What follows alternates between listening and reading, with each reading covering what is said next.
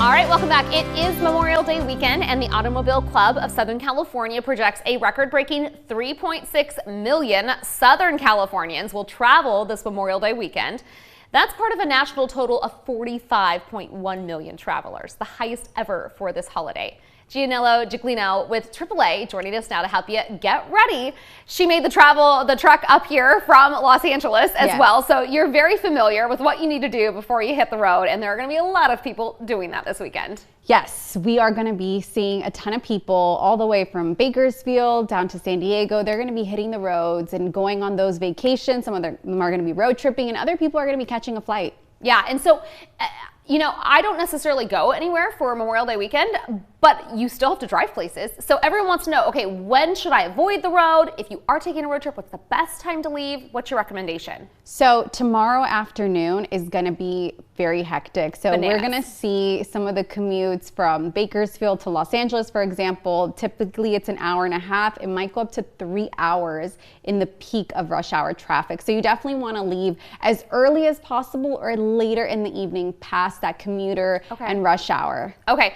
And then what about leaving Saturday morning? Is that going to get you even better? Saturday morning is more great leeway? too. Absolutely. Okay, that's fantastic. And what about coming home? Do most people come home on Sunday or Monday?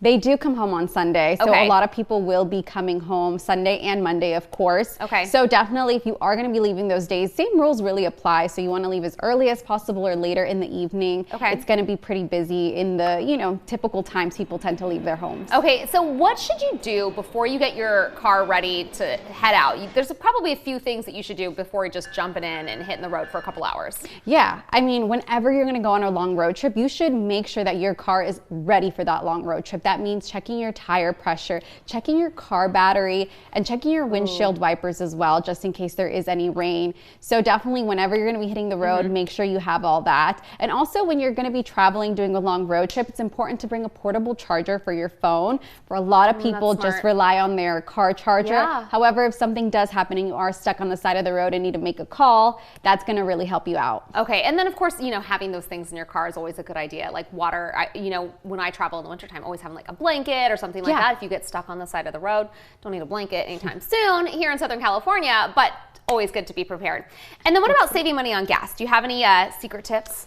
Yes, of course. I mean, one thing is that when you are driving, you don't want to be driving on E. So definitely you conserve more fuel when you're actually closer, more than halfway filled. Yeah. I always thought that was a myth. Oh my gosh, I'm terrible then.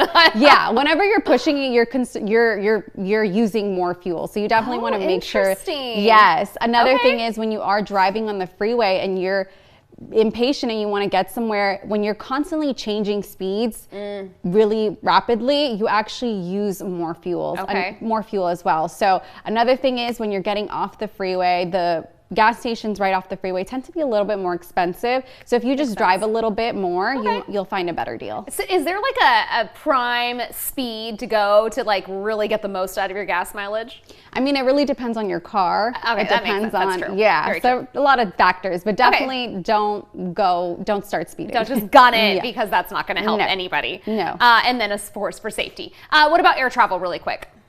Yeah, so air travel, it's really important this year in particular that people know that when they are flying domestically that they need to have their real ID or a passport.